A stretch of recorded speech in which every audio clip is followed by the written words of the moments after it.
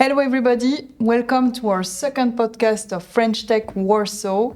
You might remember that a few weeks ago we presented to you the team. There was wine, cheese. So there is still wine and cheese, but now there is 3 ladies actually. So we are a bit modifying the format. And basically, I will just say a quick reminder: what is French Tech Warsaw for the unlucky ones who were not at the first podcast. French Tech Warsaw, basically, it's a entity of French Tech, which was created by the French institution 10 years ago.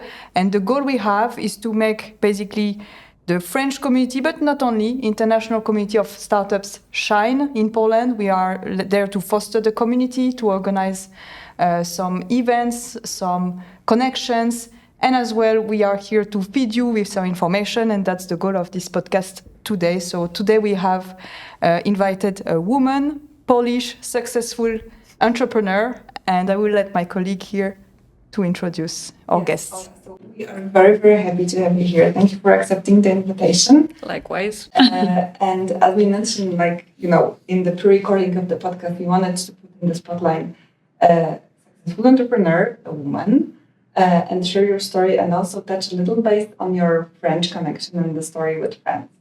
So if you could introduce yourselves to our audience and tell us a little bit about yourself and your story. Sure. Thank you very much for the invite. It's very nice to be here. And I must say, it's not very often that I have a chance to trace back to the origins of my interest in food, which has become one of the main themes of my professional life, and also as my career as an entrepreneur and so on. And it all started with a visit to France when I was a kid, when I was visiting my family back then. So I don't know, it's a long story. Well, can you tell us a bit more? So what attracted you in France when you went there for the first time as a kid? What was your impression generally? It was very different. It was in the 80s. It was very, very different from what I knew from Poland back then. I was visiting my family because my great-grandfather left for France. He moved to Burgundy, of all places. Very good for wine. Exactly. Both wine and food. And so part of my family is still there. So we were basically going to visit them. And everything was different. The architecture was different. The food was different. The weather was different. And my family was so nice, to show us from Burgundy. We went down to Côte d'Azur and the Alps, and they really showed us everything, the best of the best in that area. And that certainly gave me a motivation to. I was 9 years old back then, I think. Wow. Yeah. That's a deep trip. Yeah, it was quite a trip, yeah. To learn French. So I was like, okay, there is no doubt about it. I want to continue learning this language. And I am pretty positive that this is when my, not spiritual, but culinary awakening happened. And spiritual, I think it's very close. True. So I vividly remember the moment when I really felt the difference in the taste of basic produce, like butter and a baguette, and it was like, okay, I like it. I want to know more, and I want to eat more of this food.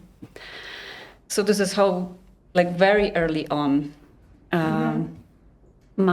both my interest in French and France and civilisation française, as French people like to call it, right? Started.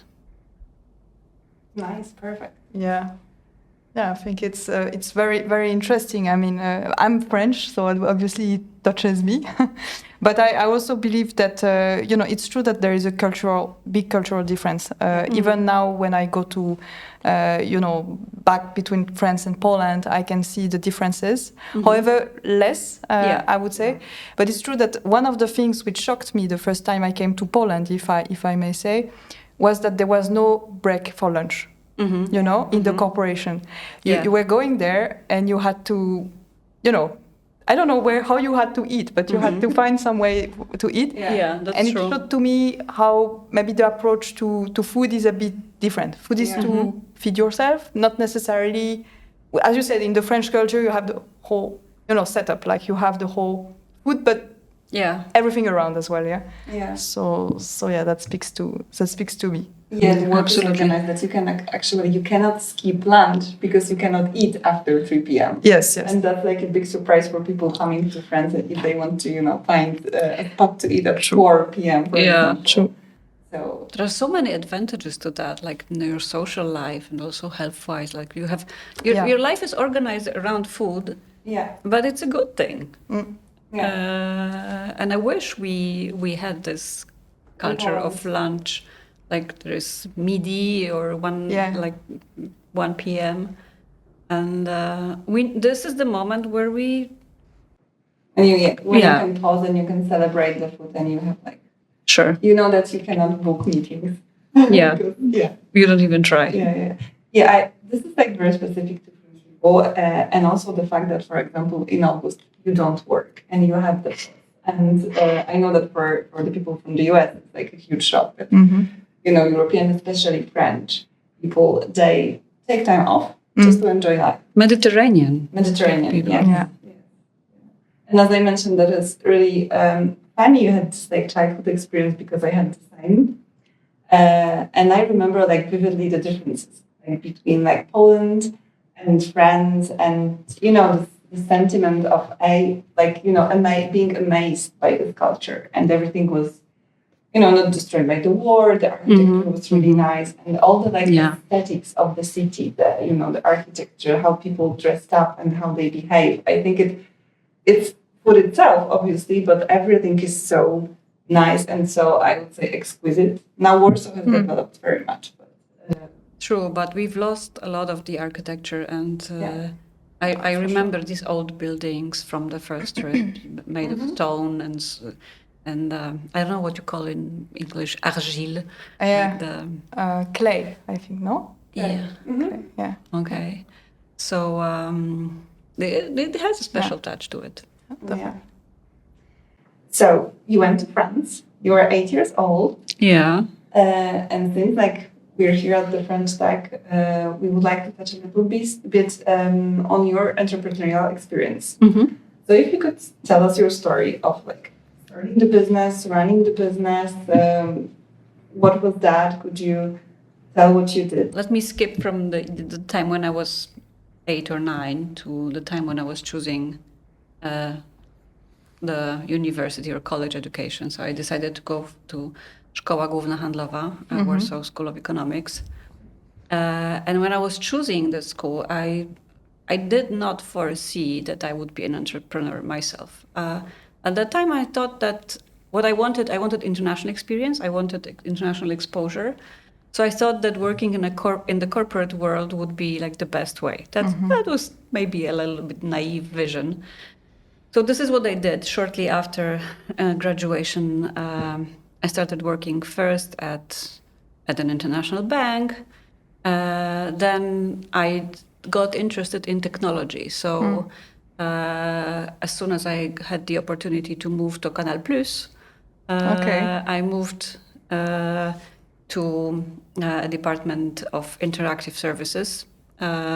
So basically the applications that used to be run on top of set-top boxes. What time it was, more or less? Do you remember which year? It was 2002, 2003. So it was really when it started to boom at this time, basically. Yeah. It was the very beginning of the digital TV and so on. So I spent some time there, and when I was at Canal+, this is when it dawned on me that I would probably like to have something on my own, and that tech is exciting, but food is probably even more exciting for me. So there was another opportunity for me to change jobs, and I moved to the French Chamber of Commerce. As a deputy general manager of the French Chamber of Commerce in Warsaw. And moving there, I already knew that I was treating this opportunity. I didn't say it back then, but Now you can say it. now I can say it. That as it is a small organization and it has to sustain itself financially, it's not sponsored, even though some people might think so, right? So I thought I will use this opportunity to see if I have this entrepreneurial. To scale something up. Yeah, if I not necessarily scale, but just run and try my hand at running a small business. So you really tried on the French Chamber of Commerce. Yes, I did. Okay. That's a good ground field, yeah. Yeah. I decided let me see how it will go. I had to do business development and product development and looking after the financial side at that time. So it was really like a good course or school of entrepreneurship. And then there was a moment when I said, okay, I think it's going well. I mean, I think I can do it, and I want to focus on food. But at first, my idea was to become a food writer, a food journalist. Okay. So I completely cut ties with the business side, the business world, but not for long. I think it took me maybe 2 years to realize that, okay, now you needed to go back to it, yeah? Yes, and this is when the idea of launching a website with restaurant reviews written by restaurant goers, clients, came up. I knew that there was a similar website in the US, which was called Zagat, and it was created by a couple, by 2 lawyers. And I was like, okay, if 2 lawyers could start something like this in the US, long time before, so maybe I could try to do something similar here. Because you had some doubts about, like, not being able to start it on your own, or I wanted to see how big a project it was. Okay. So they inspired you. Yeah, they definitely inspired me, and I had a chance to meet them a few years later Really? in Madrid. That's cool. During a gastronomical event, Madrid Fusion. And I was able to talk to them and say, thanks, you have basically, thanks for the inspiration, And Zagat was bought by Google. And a few years later, the site that I was running, which was called Gastronauci, was bought by Zomato, an Indian company that was doing more or less the same thing. And they were buying all the sites of this type in Europe. And for how long have you been running this business? And could you give us some numbers of the size, the number of users, or the number of employees, for example, you had? Sure. So I started it in 2007. I ran it until 2014. I launched it in 2007. Started in 2006 probably. We were a small team, like maximum 10 or 12 people at the peak. But we were very influential at that time, I must say. It was like top of mind brand for people who were looking for restaurant recommendations, restaurant reviews. Most of the places where you could eat were referenced on the site, and we had like 1 million users, a little bit over 1 million users, unique users monthly, without any marketing spending. It was purely organic. Organic only. Organic only. No, that's super impressive. Not at all.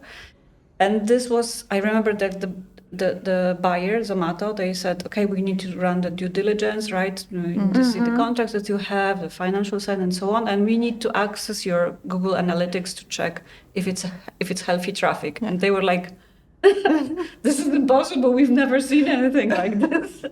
No, I think it's extremely impressive, especially that it was not a known brand at the beginning. Like it's a brand you built from scratch. Yes. And also what I find, quite, we're a bit foreseeing, because I feel like now our lives are completely ruled by, recommendation. You go to the doctor because it's not a you go to the restaurant because you see good review. You go to Booksy and you buy. I think it's so much ruling our lives that it was actually quite, it was definitely something that the market was heading towards. Exactly, Definitely. it was perfect timing. Yeah.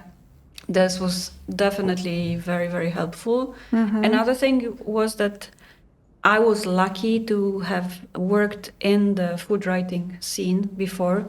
So whenever I spread the news that this is something I'm launching, there were people who either knew of me or they were just my colleagues, and they were kind enough to start writing the first reviews. So the level of the content was.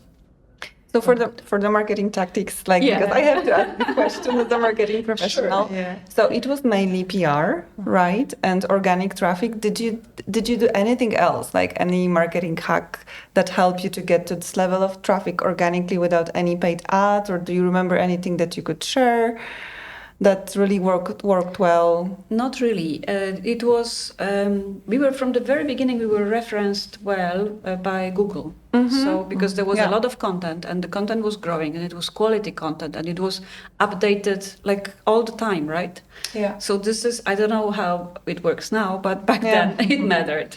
Yeah. So whenever, at the beginning, when we started it, when you would enter the name of a restaurant in Warsaw, there might have been some other sites that were on the top, but gradually, any restaurant name or restaurant and the name of the city that you would enter, it was always Gastronauci popping up. Yes. So we had this first mover advantage in terms of visibility on Google and traffic acquisition. And the quality of the content. I will insist on that, because there were a couple of sites that were doing similar things. But what differentiated us was that there was a filtering policy, meaning that we would not publish anything that the users would write. We were paying attention to whether the rating expressed by stars corresponds with the write-up. The review, With the review. If it was just great restaurants, I recommend it, and it's 5 stars, it was not enough. Basically, we would write back to the user, thank you for a review, but if you want it to be published, we need you to list a number of dishes that you tried, and you need to give us rationale that we really believe that you went there and you know what you're talking about. So this was something that was a little bit controversial. Nobody was doing something like that, and probably nobody does. Or maybe a little bit Znany Lekarz is. They do have a little bit of this model of moderation. I think it does happen now, but we had a lot of issues of bulk comments, but outside of Poland, outside of Europe, and made in a kind of industrial way. So I know that it's still an issue. Obviously, there is more moderation in such sites. Yes, because I think that why it maintains and why it works is because you have trust. Yes. And I liked what you said, that you had this community that knew you, that would write about you. I think it was about the community which would know. It was at the beginning, it was small, but it was influential. And they knew that they could trust what you were putting there, that the brand was to be trusted. And I think also this was a differentiating factor additionally to the the first mover advantage. Yeah. I think that also the filtering policy, the moderation policy, that the fact that we would not publish anything, and sometimes we preferred to err on the side of protecting the quality. Okay, we would lose some reviews, be it. So people were becoming more and more emotional about it. I want my review to be published. I want my review to be published. I will give you content. And I want to be the reviewer of the month. No. So we were doing this. So you had this gaming mechanisms as well. Kind of, yeah. It was all manually done, because we would read the reviews, and we would have candidates, and we would discuss it internally. Really? Who's the best reviewer? It was really an artisanal kind of thing. Yeah. But this is what if we weren't focusing on the marketing, we focused on the product in a I would say not standard way, right? We didn't mean to scale it so much. We focused on the quality. And if we can come back to it, so you sell it to Zomato. Yes. Which year was it, more or less? 2014, so it will be 10 years this year. So same age as French Tech. Okay. We are actually 2015. 13. But 13, okay, it's yeah. good as well. Yeah. And what next? What happens next after you? Well, first I went for some holidays. Mm-hmm. I really needed a rest. And I was still running another site which was dedicated to table booking, a little bit like La Fourchette. Okay. But it didn't catch up. Until today, there is no really online booking for restaurant tables in Poland.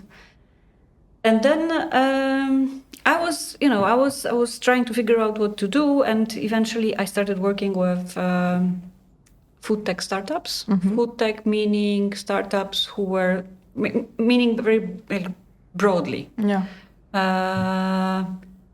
Startups that were involved in agriculture, startups that were involved in processing, and also like new product development, all kinds of things. So I had a food tech accelerator which ran for like 3 years when we were with the food industry, and it lasted until last year, early last year.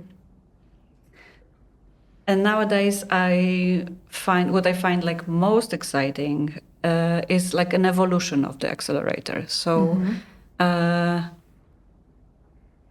focus on working with founders, for the founders, so that I do not help them so much with the business side because they have experience, they know their markets and so on. But what they need is a place where they can kind of resource themselves and like make connections that will help them, these businesses, and also they need time to pause.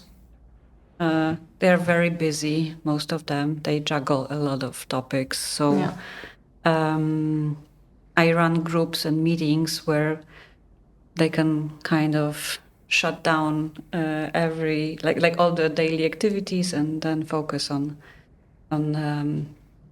thinking about what they really want and what they really need and where they want to arrive personally and with their businesses. And professionally with the business, yeah.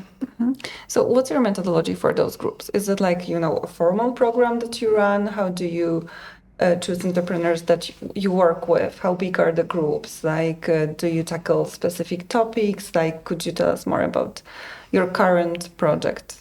With pleasure. These groups are pretty intimate. It's there are groups that are groups of 8, where we do really like quite intense work on cases, on specific cases that people bring. And I also organize like larger meetups where there is maybe 20 something people, slightly larger, but it's still quite small, where there is more knowledge sharing, not so much working on cases, but more knowledge sharing. And so far the participants come from my network, so either it's people who have reached out to me asking if I'm doing something like this because they knew that I was running this accelerator, or I reached out to them because I seeing who's already applied for the group. I care about diversity. So within these 8 people, I really want to have more or less balanced gender balance and also diversity in terms of experience. There will be some kind of newbies in the business and some people who will be like with much more experienced. And also there needs to be diversity in terms of the sector that they represent or the kind of activities, so that there is no competition between them. And so that they can also feel comfortable discussing their plans and their challenges. And the methodology is maybe I start with like why I do it, like the why. First of all, I am part of one of such groups and I've benefited tremendously from such peer group support. And also, like a year ago, I came across. We've talked about it before, but I've come across a Buddhist teacher who, within the processes that she runs, she always asks 2 questions: what do you want and what do you really need? So the process that she runs is much more complex and so on. But I find that like these two questions are the questions that we do not ask ourselves enough, and they are super powerful. And the moment I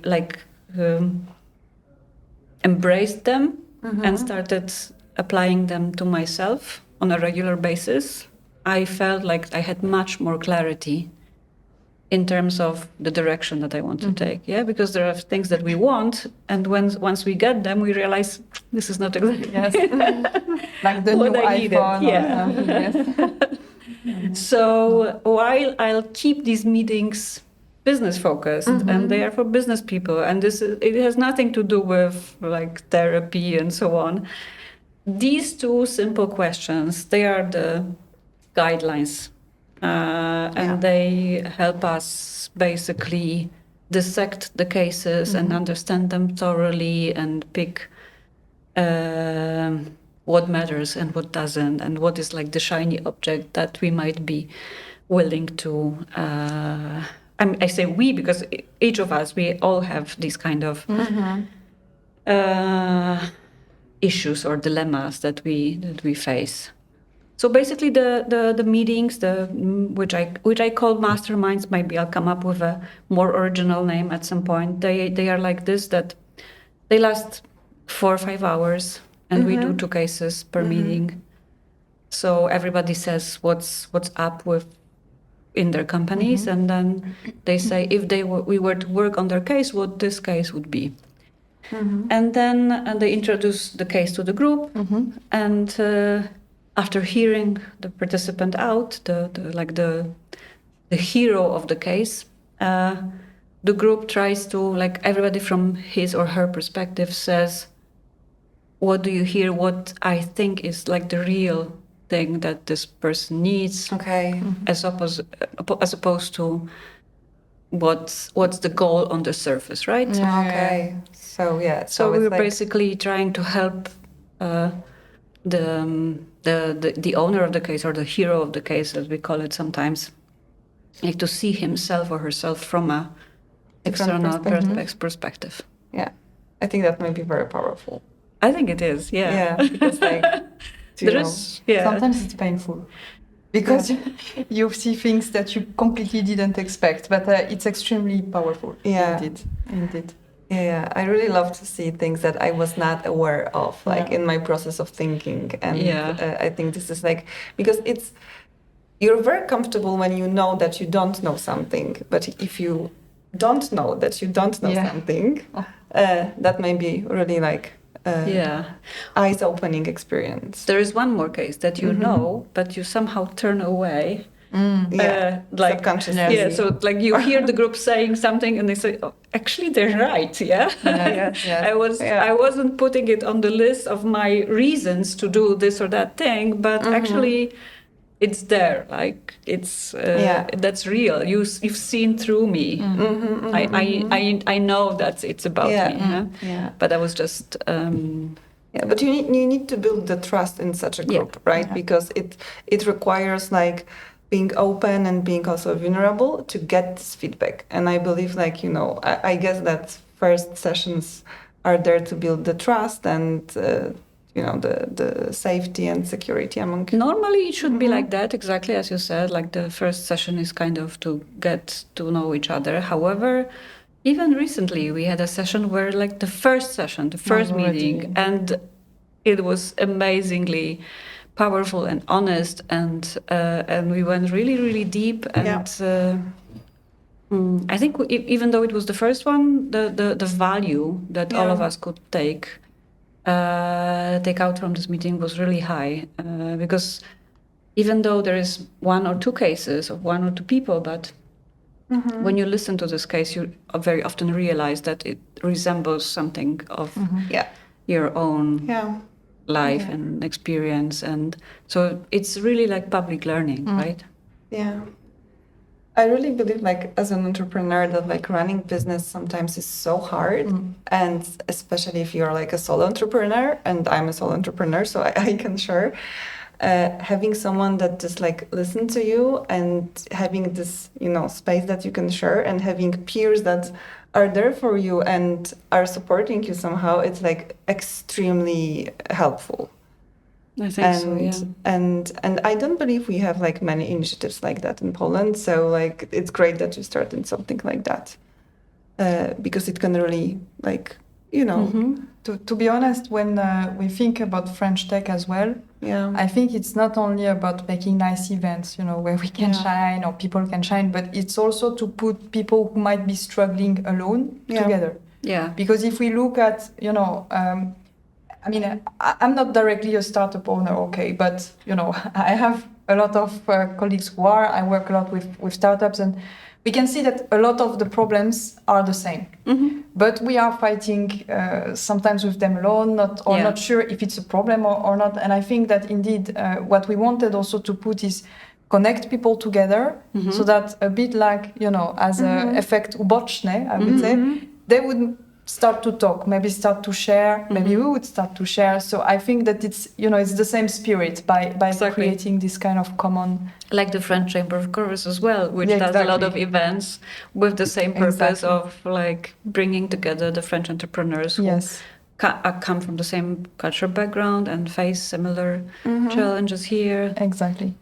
I have a question. If we take a step back, we see in your journey a lot of projects, you know, a lot of things. Changes, a lot of changes. Yes, but also, you know, a lot of very creative ideas. Yes, like a gastronomy, stoliczku. And the question, and this current project that you have, the question that I have, which I think we might have, you know, offline also, is what drove you when you thought about this new project? Did you have, you know, you mentioned that you saw this website in the US, which was quite powerful. But was there something you say, okay, you know, this gives me the idea, or what was kind of your impulse? You know, because I think sometimes we have, you know, many ideas. Yeah. When to grab it, you know, when to make it a project. In fact, and I don't know if, you know, reflecting on what you did, you have some kind of. I think. Let me see. I'll discover it as we discuss it. One thing that I really care about is the utility of whatever I do, if it's gonna be useful. Back when I was inventing Gastronauci, I was writing about restaurants and I couldn't find an online catalog of restaurants in the cities. I was like, no, there is something wrong with that. And it existed elsewhere. So it was like another proof that this is something that might be useful. And I knew that it would be useful for me. So I was like, okay, it's a worthy goal to pursue. I would use it. I need it. So from the need, basically, that would be, you know, in the market. And it resonates with me. I wouldn't create znany lekarz probably because I don't know, it's not my thing. I do go to doctors every now and then, but I'm not excited about it. I couldn't do something only because the numbers are interesting. And similarly to these groups, I have benefited immensely from this kind of peer groups. Ever since I sold Gastronauci, I also had some more liberty, some more time for myself, some freedom. So some more time for self-discovery, meditations, and so on. And I saw the usefulness of it and how enriching it was for me. And I definitely do not want to go like a very, very deep either or not for the moment, at least, spiritual or like psychotherapeutic way. No. I would like to keep it easy, accessible, but powerful and really useful. So these are the things that drive me. That I feel it, I need it, I use it, and I see that people could use it as well, and there is a value. I think it's quite important because quite often we do something because, you know, either it can be done or it looks promising, but we don't think if actually people will want to use it. Yeah. And that can create a kind of dissonance with the market, like we are proposing, but in fact, it doesn't match. What I liked also when you were talking about Gastronauci was about the product. You know, you had a real, I don't know, love, or I think something really important. The product was really important for you. It had to be good. It had to be, you know. I had a vision about the product. And I think it's also kind of a drive, that you, of course, you like the product. Yeah. You think it would be useful, but as well, you want to provide a good quality product. And I wanted it to be different because what I saw, there were small sites of this kind, and they were not. I didn't want to read these reviews. They were like low level kind of. I was losing the appetite when I was reading it. So I was like, okay, let me do it in a different way. Because back then I also read this book, Differentiate or Die. Speaking of marketing, I think it's Jack Trout's book. It's like an old book on marketing. Like you have to differentiate or die. So I read it and then I wrote the main points. How will we be different? Yeah. So Yeah, it's funny that you're mentioning this because you were different because your content was curated manually and done by humans, and you mentioned the process were not automatized. Yeah, which is very different. The from opposite of tech. Yes, and from what is coming from AI, right? Yeah. Content can be generated artificially, automatically, and the process that can be done not manually but automatically. So also we have a question about that, the tech now and then, right? Yeah. So what's your perception of doing the startup that was, I would say, crafted, based on a craft, crafted, and the new wave of content done by artificial intelligence. Do you have any thoughts of the content in general, the reviews, Well, the content that is created by AI is incredibly similar and can be easily confused with what humans create, which, well, I don't know. I'll say the same thing as most people do, right? It's inspiring and powerful, and it's also a little bit scary. I don't know where it's gonna go. I don't know where, but I know where I want to be. I want to stay in this more or less crafted space, more face-to-face context. I'm really glad we're doing this live. We're not just we could have perfectly done it over Zoom or whatever. Yeah. And from the experience from the groups that I run. I offered people, I thought it was a good idea that we would, more convenient, we would do 50-50 online and face-to-face. And they said, no, we want everything face-to-face. So the more digital we become, the more artificial content there is, I believe there will be still need for the crafted and human created content. And this is the niche where I want to stay. Yeah. Or even more, I would say, because everything.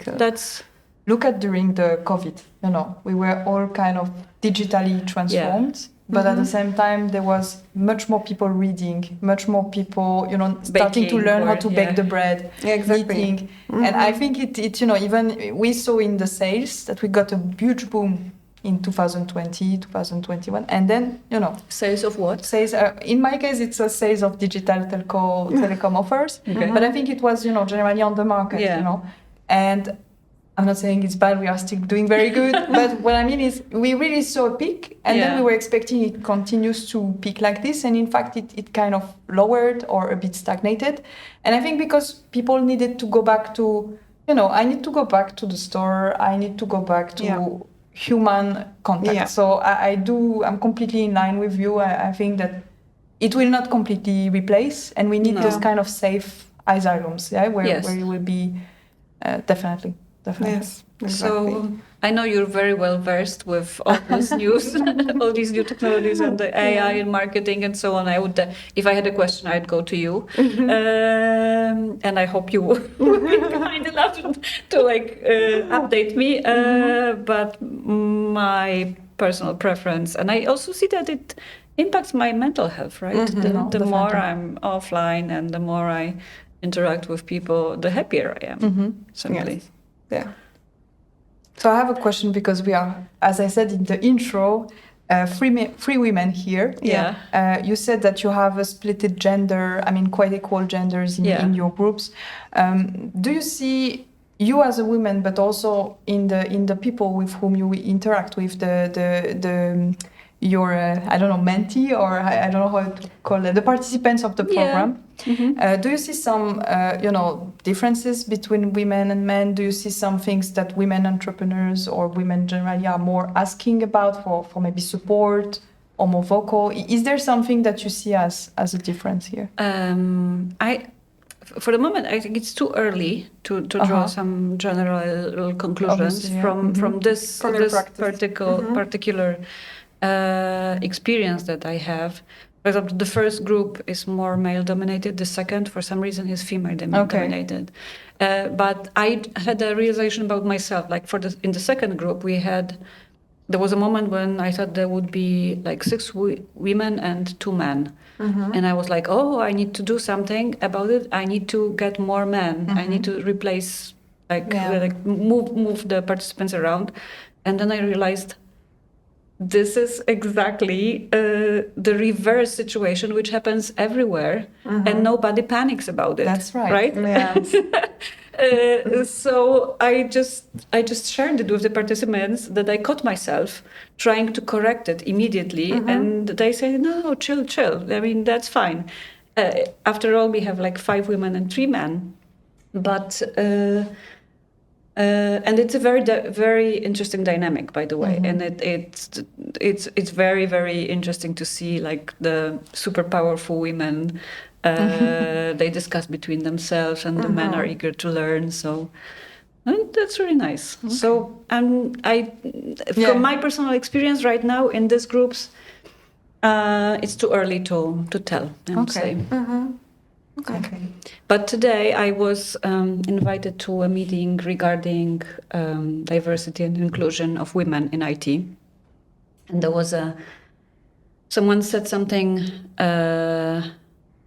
like very nicely. It was a very elegant statement. What's the difference between diversity and inclusion?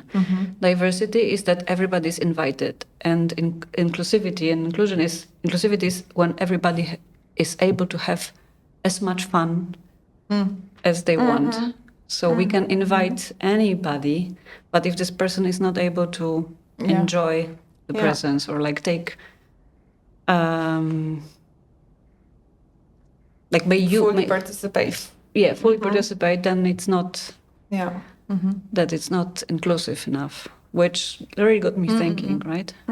I think it's a positive way actually to describe it, when usually it's a bit described by policies and so on. So it's a more, I would say, attractive and also inspiring for people, more relatable, definitely. Yeah. And that diversity can really like beneficial, because I run an agency. And you have mostly women work. Yeah, exactly. And we have few guys, and we really appreciate them because they bring really like a different perspective and different energy, and like, different way of like just handling stuff and things. And I'm really proud, like, that my business is like women run, women led, and that's really, I believe that being a woman helped me to understand my coworkers. But having the mix is very powerful. So mixing is good. Yes. Do we move a bit to food? Yes, we'll move because we have food here, so we start to move to food. So if we started with this, that the food is very important to French culture, and the food was very important to your like journey. What's the perception of French cuisine today? Because you've been in this business like for a long time. You're also a foodie. Has anything changed? Like, how do you since see? You were 9 years old? Yeah. Yes, I think so. A couple things changed, definitely. And if what comes to mind is the place of the French cuisine on the map of cuisine all over the world, and the importance of it. For example, compared to Spain. Spain was pretty much unknown and underrepresented like 20 years ago, and now it's the avant-garde. It's one of the most famous chefs come from Spain, and they are super creative, while France has kept its charm in terms of classic French cuisine, but there isn't so much going on in terms of new ideas, like new inventions and so on. And I recently read a very interesting article. It was about an American chef, David Boulet, not to be confused with Daniel Boulud. He's of French origin. He was, because he passed away like last week.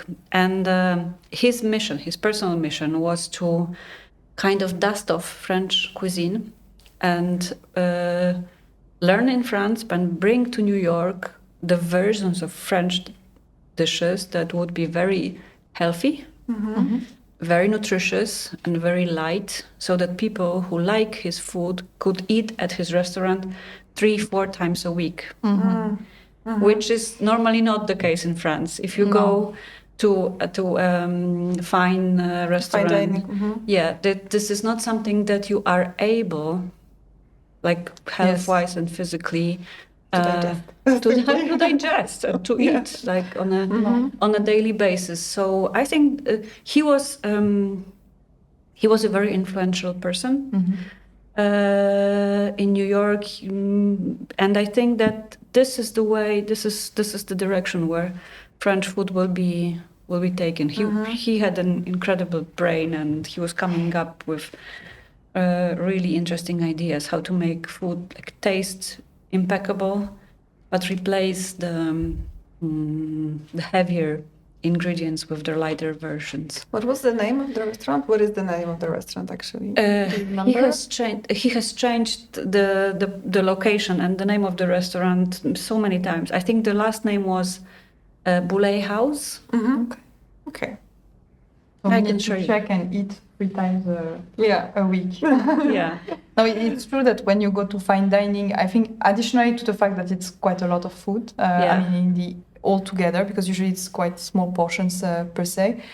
For me, it's also so many tastes that sometimes you cannot process them, like between your brain and and indeed it's nice, but occasional. Overwhelming. Because you wouldn't, overwhelming. You don't even know what you are eating. So it's amazing, but maybe not on a regular basis. And that's true that can be considered as a bit not traditional or not something you would do and you would get accustomed to. So definitely. Yeah. I think that still any chef that is serious about his craft will go through a training in the classical French cooking, right? Like you need to know all the basics. You need to know the sauces and so on. And but then most of them like play with it and do something on and their you can own. make it more simple. Yeah. Yeah, because like in this fine dining, there is also a lot of like the visual part of how they serve at the same time, and sometimes it's just like a little bit overwhelming, and you want to keep it as like celebrate. So it's very about like celebrating and going out in a very special way, right? So, and you know, you don't do celebration on a daily basis because otherwise it's not a celebration, right? It has to be special. Maybe about the plant-based, because that was also a question.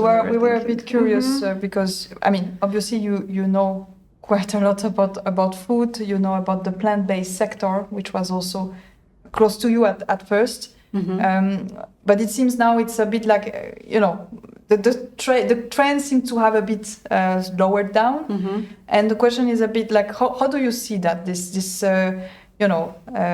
plant-based diets, plant-based food rather? How do you see it? What's your perception of it and of its future rather?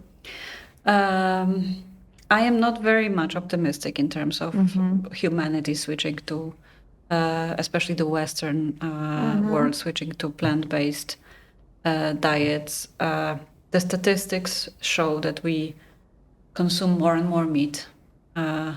Of course, we live in different bubbles, right? But if you consult the Office of Statistics, then it's more like per capita in general, we produce more and more meat, even though we shouldn't, given the climate situation. There was a time when we were hoping for the plant-based meat to replace the animal meat or the so-called cultured meats, cell-based agriculture.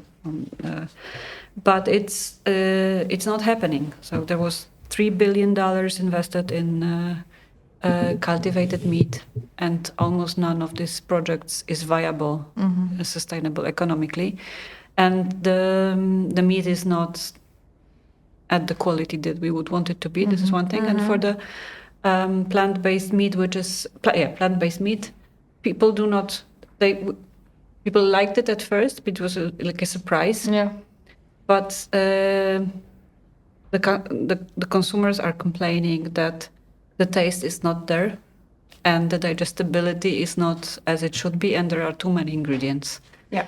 So I think the more conscious we are about health and climate, we will be maybe drifting a little bit to the plant-based diet while keeping it more natural. So like more simple beans and pulses and tofu and tempeh, stuff that has been around for years. And it's easy to digest and it's easy to prepare and so on. It's not so transformed. Yes, because sometimes there were some issues that in fact this plant-based meat was even less healthy, because so many different products, chemicals added it. So exactly, definitely.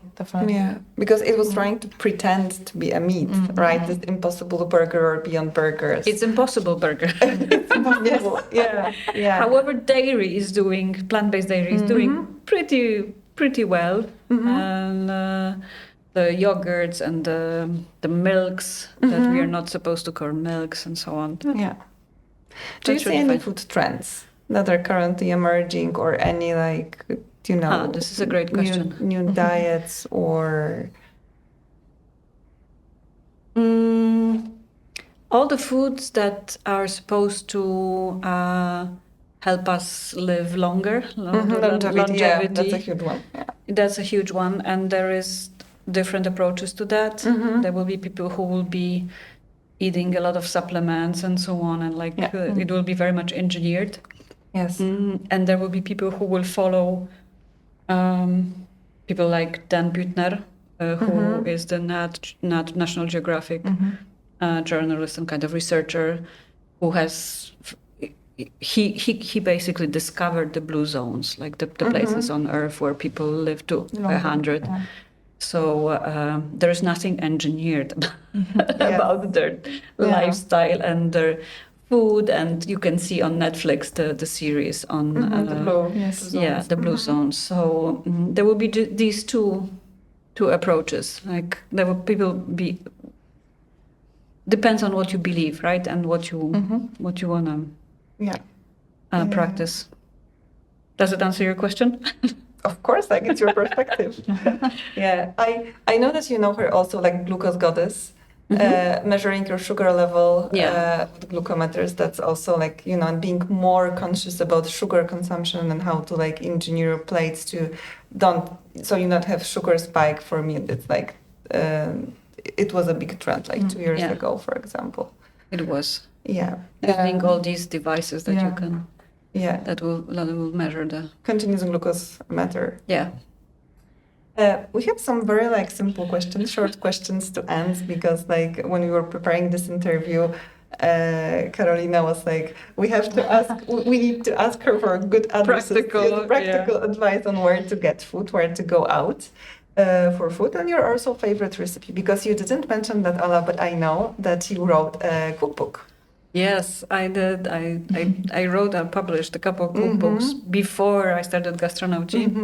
It was a dream of mine to do that, so I'm very happy it happened. And it was about Greek food. I love Greek food in general.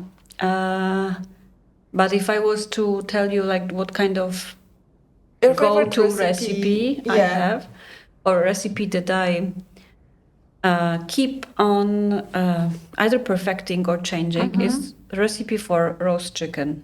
Okay. It's not something that I would make very often, but there are days, I don't know about you, but I do have these days when I feel like I need to have roast chicken. It's the ultimate comfort food. Yes. That's the food that I grew up with. My grandparents would make roast chicken on Sundays. So, and there is this also trend, speaking of trends, there is the Merry Meat Chicken recipes that are circulating on TikTok and so on. And there's a couple recipes. Okay. I haven't seen this, so I need to. There is a couple of Marry Me. versions. Apparently, Meghan Markle made this "Marry Me" chicken for whoever, and We'll find it. We'll put a link. there is lots of lots of recipes circulating. Some are with sauce, some are without. So, like my goal is to perfect like a simple roast chicken, and the recipe that I've been practicing, I've been making recently was on a cast iron pan, like Le Creuset kind of thing. So the difference is that you take the whole chicken and you first warm the oven, heat up the oven, and the cast iron pan is inside the oven, so it heats up together with the oven. And then when it's really, really hot, so after like 45 minutes maximum heat, you put the whole chicken on it with the breast up. And it takes like 50 minutes. And after the 50 minutes, the breast is as well cooked as the brown meat, which is touching the hot cast iron. And it's perfectly juicy and it's perfectly roasted and golden. And so you don't need to turn or like pour the fat that has just come out. You do not have to pour it on top. It's just perfect. Sounds like quick and practical and the only thing is that the fat splatters around and you need to clean the oven. Okay. So that's why you don't do it too often, yeah? Yeah. Okay. So that's the only drawback, but the chicken comes out really perfect. Okay, so this is poulet rôti à la Ola. We can say this. Where do you shop for food? In Warsaw. I'm looking forward to springtime so that I can go to Majlerci, which I know you all know as well. So this is a small farm just outside the city. Another place would be Forteca on Wednesdays. Okay. Yeah, they have quite good quality of food. Well, that's already two, and it's already quite good. No, because that's true that we are all asking these questions to Ola, so I hope, we will have to try. And the last question, maybe, do you have a favorite restaurant in Warsaw, or restaurants in plural? I think one of my favorite is Kieliszki na Próżnej. I've always liked this place, but ever since Sebastian Wełpa moved there and became the head chef, I like it even more. Regardless of the fact that I don't drink wine, I don't go there for the wine, I go there for the food. It's always exquisite. And everything is perfect there, basically. All right. I think. How about you? What is the best French address here? French address? Oh, yeah, I don't know because I don't go to French here. I take the plane. Speaking of climate change. No, exactly. No. I don't have a favorite, to be honest, because I just moved, so I need to discover the new place. But I always like to go to Informal Kitchen. I don't know if you know it. Yes, of course. It's not nothing like extremely fancy, but I like the casual dining with quite good products and good food. So at a quite good price as well. So for me, this is one of the restaurants which stayed after COVID, especially. And that's true. To come back to. They came up with different ideas during COVID, and they survived. It's always fresh. And so, if I would have a new Marta, what is your? I was going to ask you as well. I really like Bibenda. Oh yeah, it's a nice place. It's a great place. I know the owner. I know the founders, and I was really happy when I noticed that there was a line in front of them. There is a line. They don't take reservation, and that was not, something that you see often in Warsaw. Like maybe except Maneki. That's why Maneki didn't work. But like they have really good quality food, and I really like the vibe, and I really like this place. It's very good, and they do have a decent selection of alcohol-free wines and very good spirits. Okay, very good kombucha as well. Yeah. Okay. I think this will conclude. So we talked about food, we talked about leadership, about projects, about coaching, about tech, obviously, about women, men. So I think this was quite a rich episode. Thank you, Ola. Thank you for all your really insightful and enriching questions. And It was a great pleasure for me. It was very, Thank very you. casual and very great discussion. So pleasure is shared here. Plaisir partagé. Plaisir partagé. À la prochaine. À la prochaine.